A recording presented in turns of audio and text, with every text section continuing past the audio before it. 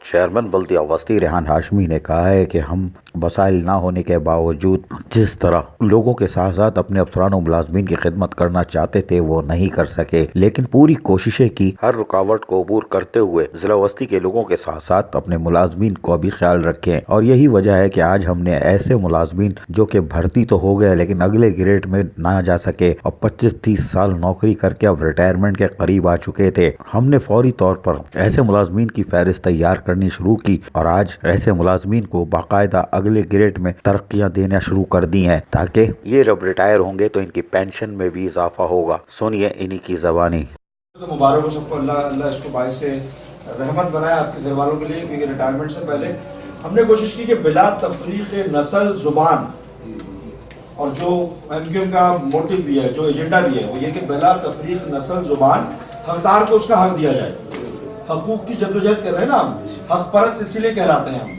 तो हमने कोशिश की कि हमने हमारी लेबर डिवीजन ने नहीं पूछा कि आप में से कौन किस जबान से ताल्लुक रखने वाला है, जो सीनियर तरीन है 20-25 साल के बाद आपका पहली दफा रिटायरमेंट ये प्रमोशन हो रहा है, तो हक बनता तो है ना आप लोगों का। हकदार को हक दिलाना हमारी जिम्मेदारी थी, हमने कोशिश की और अल्लाह ने हमें कामयाब किया। दुआ में याद रखिएगा, अल्लाह हमारी इस नीयत को भी कबूल करे। बहुत शुक्रिया मेरा लेबर डिवीजन को मेरी तरफ से ये ठीक है।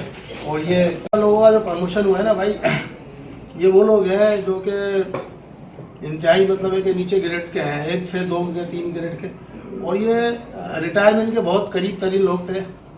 इनकी ब्याह पे रेहान भाई से हमने एक रिक्वेस्ट की।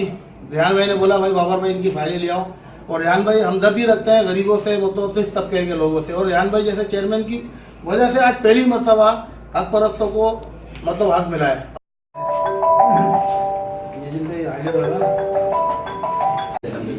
चेयरमैन बल्दिया वस्ती रेहान हाशमी ने आखिर में अगले ग्रेड में तरक्की देने के हवाले से लेटर भी मुलाजमीन को दे दिए। ये एक खूबसूरत तस्वीर करार दी जा सकती है कि मुलाजमीन का हक उनको दे दिया, वरना ये मुलाजमीन तो मायूस हो चुके थे। अजीज आरिफ, KBS बल्दियाती न्यूज़, कराची।